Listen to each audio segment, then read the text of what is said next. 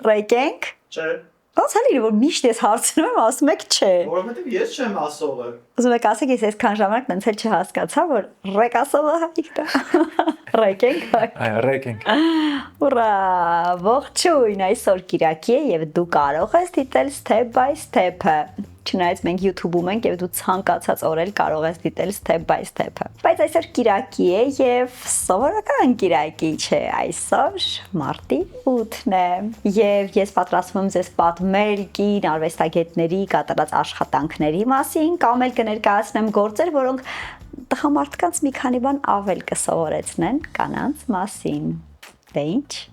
Շնորհակալություն շնորհավորակների համար, որ գրում եք հենց այս պահին մեկնաբանությունների բաժնում։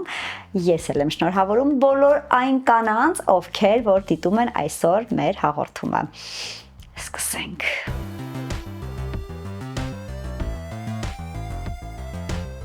Գաղտնիք չէ, որ կինոթատրոններում ամենաշատը դիտում են հենց անիմացիոն ֆիլմերը, դե որովհետև մեր փոքրիկները մեր ձեռքից բռնում են ու ասում են մայրիկ կամ էլ հայրիկ, արի գնանք կինոթատրոն։ Դրա վառ ապացույցներից մեկը մի հետաքրքիր ֆիլմ է, որը այսօր ես ձեզ կներկայացնեմ։ Այս անիմացիոն ֆիլմը մի փոքրիկ այծիկի մասին է Ուիլ Հարիս անունով, ով իր մայրիկի հետ գալիս է ապացուցելու, թե որքան կարևոր է նվիրված եւ հոգատար մայրիկ ունենալը։ Goat երազիր մեծ ֆիլմը մեզ տեղափոխում է կենդանիներով բնակեցված աշխարհ ու ծանոթացնում Ուիլ Հարիսի հետ։ Նրա ամենամեծ երազանքն է դառնալ աշխարհահռչակ սպորտսմեն ու լինել լավագույնը բասկետբոլում, իրենց տարբերակում ռոլբոլում։ Ուիլը չափելով փոքր է ու չի համապատասխանում ռոլբոլի ֆիզիկական ստանդարտներին, բայց իր հմտությունների ու սեփական ուժերին հավատալու շնորհիվ նա ոչնչից չի վախենում։ Ֆիլմի պրոդյուսերներից մեկը բասկետբոլիստ Սթիվ Քըրին է, ով իր կարիերայի սկզբում մի փոքր խնդիրներ է ունեցել, որովհետև ցածրահասակ է բասկետբոլի համար, բայց սա բացարձակ չի խանգարել նրան ունենալ ֆանտաստիկ հաջողություններ սպորտի բնագավառում։ Ավելին մի քանի անգամ աշխարհի չեմպիոն, ինչպես նաև օլիմպիական ոսկե մեդալակիր եւ նաև նրա կյանքի պատմությունը ոգեշնչում է դարձել հենց այս անիմացիոն ֆիլմի համար։ Իդեպ ֆիլմում էլ նա հնչյունավորում է հերոսներից մեկին։ Goat-ը հրաշալի պատմություն է ծնող երեխա հարաբերությունների մասին։ Ուիլի մայրը հաստատումն է այն մտքի, որ երեխայի հաջողությանը հավատալն ու նրա երազանքի աջակիցը դառնալը գործի կեսն է։ Ֆիլմը հասանելի է Հայաստանի կինոթատրոններում։ Իստոմսերը կարող եք ձեռք բերել իհարկե իմ լավ գործընկեր Ticket System-ից։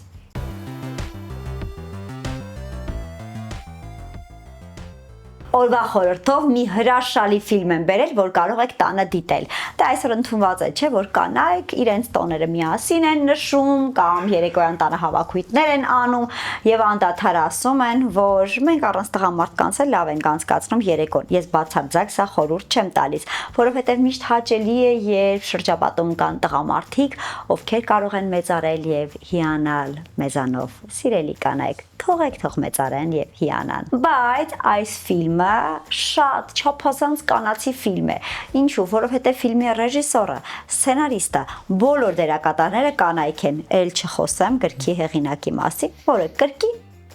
կին է։ Ես մենակ չեմ հասկանում, դու այս ֆիլմը ինչի ես տենց լուրջ դեմքով նստել նայում։ Ուզում հասկանամ, եթե այդքան կին հավաքվել են իրար գլուխ կկավանան, որակով ֆիլմը արտադրեն, թե ոչ։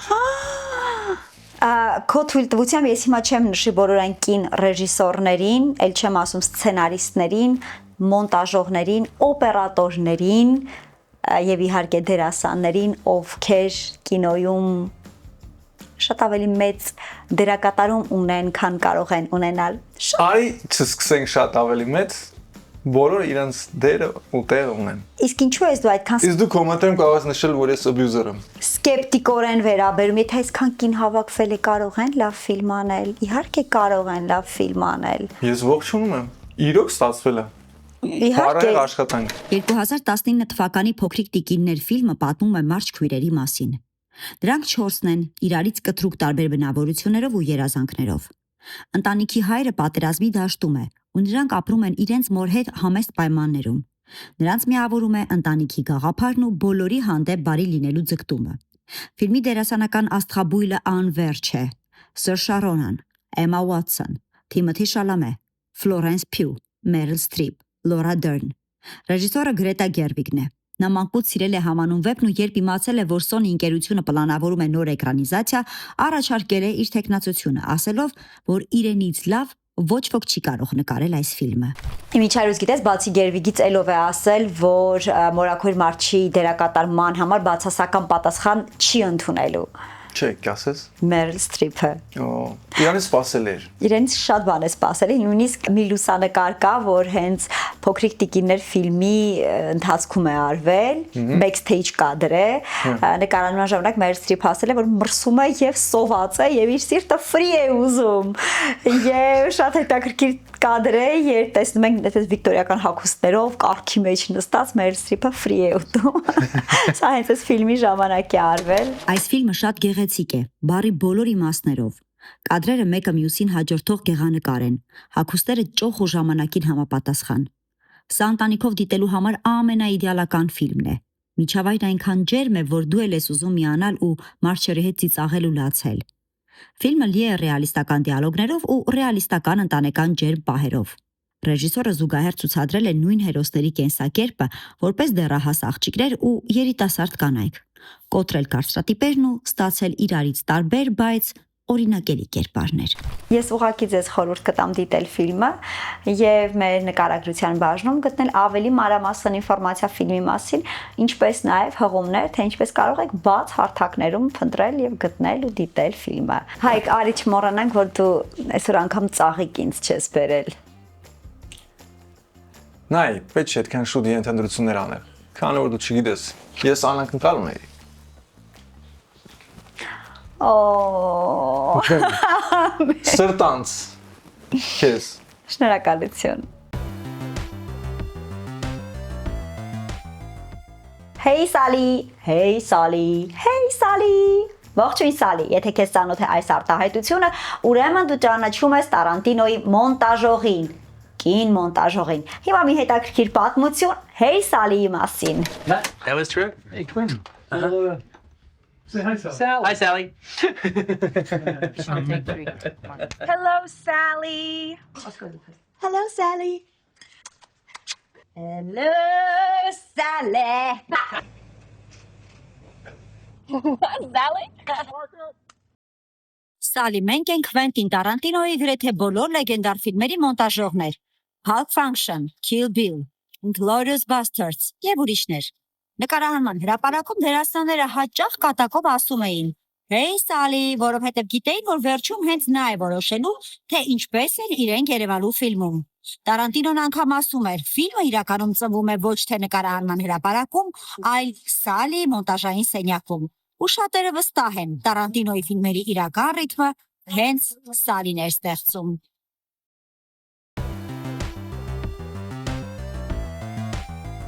Ինչ հաճելի է, որ դեռ Օսկարին ժամանակ կա, դա նշանակում է պետք է օգտագործենք այս ժամանակը, որպեսզի բաց թողնված ֆիլմերը անպայման դիտենք եւ լրացնենք, որպեսզի ավելի հետաքրքիր էմոցիաներով դիտենք Օսկարը եւ տեսնենք, թե ում է հասնում ոսկե արձանիկը։ Այսօր խոսելու եմ լավագույն ֆիլմ անվանակարգում առաջադրված երկու օտարալեզու ֆիլմերից մեկի մասին՝ Յոակիմ Թրիերի Սենտիմենտալ արժեք ֆիլմի մասին։ Ես վստահ եմ, որ ֆիլմը նայելուց ձեր հոգին տակն ու վրա է լինելու եւ վերջին կադրերը չեք կարողանալու նայել, որովհետև ձեր աչքերը թաց են լինելու։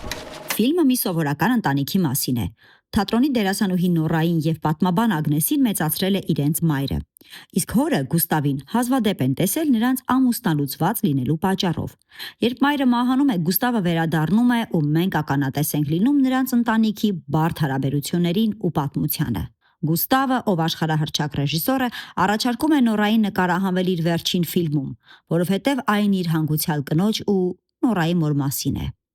Ֆիլմում զուգահեռ ներկայացվում են մի քանի տեսակի հարաբերություններ՝ քույրեր, բացակահայր ու խիստ տարբեր դստրեր, պապ ու թոռ, բայց ամենահետաքրքիրը Նորայի ու Գուստավի դինամիկան է, որպես հայր ու դուստր, որպես արվեստագետներ։ Յոակիմ Թրիերը այն եզակի ռեժիսորներից է, ով մոնիտորի առջև չի նստում, այլ նստում է ռեժիսորական աթոռին եւ դերասանների դիմաց եւ կարողանում է նրանց հետ աչքերով հարաբերվել։ Հարցազրույցներից մեկում Ռենատան եւ Ինգան մի հետաքրքիր դրվագ են պատմել, երբ նկարահանման ժամանակ սցենարից դուրս ուզել են կրկնխառնվել, իսկ ռեժիսորը ստոպ չի տվել եւ իր հայացքով հավանության է արժանացրել քույրերի իմպրովիզացիան։ Սենտիմենտալ արժեքը սկանդինավյան կինոյի լավագույն կին ավանդույթների հրաշալի օրինակ է։ Ամեն ինչ հասարակ է։ Ռեժիսորն առանց տեսանելի ջանքերի ընդգծում է անհրաժեշտ դետալները։ Նա չի վախենում խոշոր պլանով ցույց տալ բնական տեսք ունեցող դերասանի դեմք ու առանց չափազանցությունների խաղ։ Ֆիլմի հեղինակները վարպետորեն կարողանում են կինոդիտողի թույլ տեղերին դիպչել, սահուն անցնելով լարվածության, ծիծաղի ու տխրության միջով։ Մինչև Օսկարը ինձ մնաց ներկայացնելու ընդամենը մեկ ֆիլմ, բայց վստահ եմ, որ դուք, եթե լավ փնտրեք, հատկապես հետևեք կինոթատրոնների ֆիլմացանկերին, կկարողանաք գտնել գրեթե բոլոր ֆիլմերը եւ ինքներդ էլ Օսկարին պատրաստված կներկայանաք։ Շարունակում ենք խոսել մեր տաղանդավոր կանանց մասին։ Այսօրվա ներկայացումը, որի մասին կպատմեմ, ունի կին բեմադրիչ։ Վաղտնիք չէ, որ Աքսել Բակունցի Միրհավ ստեղծագործությունը ոգեշնչել է Հրանտ Մաթևոսյանին գրելու Կանաչ կարմիր աշխարհը վիպակը։ Վիպակն էլ իր հերթին ոգեշնչել է այսօրվա ներկայացման ստեղծմանը։ Այս կանաչ կարմիր աշխարհը ներկայացումը Դիլանի ու Սոնայի սիրո մասին է։ Պատմությանը մենք ծանոթանում ենք Դիլանի հիշողությունների միջոցով, որոնք նաև մեզ ներկայացնում են նրա կյանքի ուղին։ Մերժված սիրո գաղափար հայկական իրականությունում, նուրբ էմոցիոնալ զգացումներ եւ մաթևոսյանական սիմվոլիկա, ամբողջը մեկ բեմում։ Դիլանին մարմնավորում է Գարիկ Առաքելյանը, իսկ Սոնայի կերպարը յուրօրինակ լուծումներով մարմնավորում են 4 տարբեր դերասանուհիներ, կյանքի տարբեր փուլերում։ Զոյի Սահակյան, Աննա Պետրոսյան, Հասմիկ Գյոքչյան եւ Լուսինե Հայրապետյան։ Տաթևիկ Մելքոնյանը այս ներկայացման ոչ միայն բեմադրիչն է, այլ նաև բեմադրող նկարիչ է, ինչը խոսում է այն մասին, որ կարողացել է ստեղծել այն աշխարհը, որն իր գլխում եղել է։ Ներկայացման լուսաձայնային էֆեկտները եւ դիզայնը իսկապես ապշեցուցիչ են։ Ներկայացումը խաղալու են մարտի 13-ին եւ 22-ին Մհեր Մկրտչյան արտիստական թատրոնում։ Բաց չթողնեք։ Իմիջայլոց ինչա դուր է գալիս, որ այս վերջերս մեր օպերային եւ բալետի թատրոնում գրեթե տոմս գտնելը հնարավոր բան չի դարձել։ Ու ես, Հայկ, պատիվ եմ ունեցել Մարինյան թատրոնում դիտելու պայացները գլխավոր դերում տենոր Հովանես Այվազյան։ Բայց ես ներկայացումից ուշացել էի մի քիչ։ Ինչպիսի ճակատագիր, մարդ ունենա պայացների տոմս Մարինյան թատրոնում եւ 8 րոպե ուշ տանեն նրան, բայց մենք շանս ունենք այս մի ներկայացումը բաց չթողնելու եւ ժամանակին գնալու։ Այո, այդ շատ կարեւոր բան է։ Տոմսը ամրագրեմ գնանք։ Շատ հետաքրքիր կոլաբորացիա լինելու հայ-իտալական արվեստագետների միջև։ Պատմեմ։ Պատմի։ Մենակ դիմացով ես չանցնես անցյալ անգամվա նման։ Չեմ խոստան։ Բոլորինց հետո ասում են ձեր օպերատորը ինչա քո դիմացով անցնում։ Դա ես էլ ստիպված, այսինքն ոնց որ տեսախցիկի հետևն ու առաջը չի տարբերում։ Լավ, հիմա պայացների մասին։ Եվ ամենակարևորը, որ սա պրեմիերա է լինելու, իհարկե շատ հաճելի կլինի, եթե հենց պրեմիերան կարողանաք դիտել, չնայած կապ չունի որերորդ ներկայացումը կդիտեք, կարևորը որ դիտեք։ Հայկ։ Լուիս պետք է ուղեկներս։ Ռուջերո Լեոնկավալո, Պայացներ, շքեղ բեմականացմամբ իտալական օպերա։ Շրջիկ թատրոնի դերասանների միջև ինտրիգների, սիրային եռանկյունու եւ դավաճանությունների մասին։ Ներկայացումը հայ-իտալական համագործակցության արդյունք է։ Բեմադրող ռեժիսոր եւ լուսային նկարիչ Մարիո Ակամպա, երաժշտական ղեկավար եւ դիրիժոր Կարեն Դուրգարյան։ Մեծ պրեմիերան տեղի կունենա մարտի 27-ին Սպենդիարյանի անվան օպերայի եւ բալետի ազգային ակադեմիական թատրոնում։ Մի շատ կարևոր բան եմ ուզում շեշտել։ Իդեպ, իմ սիրելի գործընկեր Ticket System-ը հանդիսանում է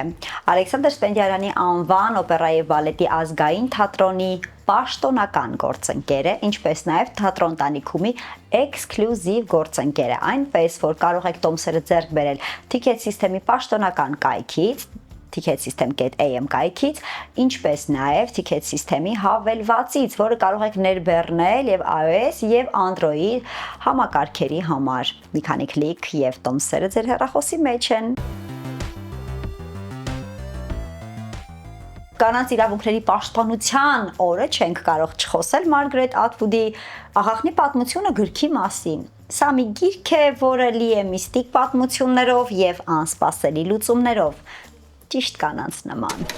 Վեպի իրադարձությունները տեղի են ունենում դիստոպիական աշխարհում, որտեղ ԱՄՆ-ի կառավարությունը գրավել է բռնատիրական շարժում եւ ռեֆորմ իրականացրել։ Սահմանադրություն այլևս գոյություն չունի։ Կանայք հիերարխիայի ներքևում են։ Միակ օրենքը շարժման գլխին կանգնած տղամարդկանց կամքն է։ Իրադարձություններն ընթերցողին պատմում է Ջունը կամ Օֆրեդը։ Նրա շնորհիվ մենք իմանում ենք, որ նոր կարգերի համաձայն կանանց միակ առաքելությունը հարուստ ու կարևոր ընտանիքների համար երեխա ունենալն է, որովհետև բնության աղտոտման պատճառով ծնելիությունը նվազել է։ Եվ սա արվում է անմարդկային պայմաններում։ Կանայք ապրում են վախի մեջ, բաժանված են իրենց սիրելիներից ու երեխաներից, կարծիքներ ունենալ չեն կարող, ու նման ստրկատիրական համակարգում անգամ մահը հնարավոր ելք չէ։ Բայց պետք է հիշել, որ ցանկացած բռնապետության մեջ ձևավորվում է ապստամբություն։ Իսկ Օֆրեդը դրա մասին տեղյակ չէ։ Աղախնի պատմությունը առաջին դեմքով է պատմվում եւ շատ հաճախ ինքդ զգում ես քեզ հերոսուհու գլխի մեջ եւ դա է պատճառը, որ անդադ ծանր զգացողություն ես ունենում եւ հասկանում ես թե ինչ ծանր զգացողություններ ունի հենց ինքը հերոսուհին կամ էլ երբեմն զարմանում ես թե ինչպես է որ ցավի հանդեպ կարծես թմրած լինի։ Գրքի հիման վրա 2017 թվականին թողարկվել է համանուն սերիալը։ Առաջին եթերաշրջանը գրքի սյուժեն է պատմում, իսկ հաջորդողը 5-ը գրել են սցենարիստները Ատվուդի հետ միասին։ Սերիալը նկարահանված է շատ պրոֆեսիոնալ, պատկերը գրավիչ է, դերասանական խաղը ազդեցիկ։ Մի խանգարեք խաղաղում եք։ Խաղահեք։ Ես բոլոր պայմանները կստեղծեմ, որ դու խաղաս։ Այո, մերսի։ Բայց մի հատ բան ասեմ էլ ես գրքի հետ կապված Աղախնի պատմությունը գրվել է 1983 թվականին։ Սերիալը նկարել են 2017-ին եւ ինչն է հետաքրքիր, որ նույնիսկ այսօր 2026 թվականի մարտի 8-ին, 9-ին, 10-ին, 11-ին, 12-ին, երբ որ մենք խոսում ենք այս ֆիլմի ու գրքի մասին, դեռ շատ ակտուալ են թեմաները։ Օրինակ Այն թեմաները, որոնք որ գրքում արծարծվում են, եւ եթե դու ընթերցես, չնայած չեմ կարծում, որ քեզ Աղախնի պատմությունը խաղալ ժամանակ չեմ ունենա հաստատ ընթերցելու։ Կներեք էլի։ Այ դրա համար էլ ընկերուհի չունես։ Ես ունեմ։ Իրենք շատ են։ Լավ, ամենաերկար հարաբերություններդ ինչքան են տևել։ 24 ժամ։ Դե որ ասում ես ինչ։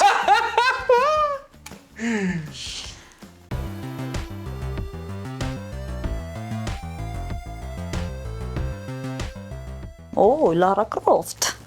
Նայ։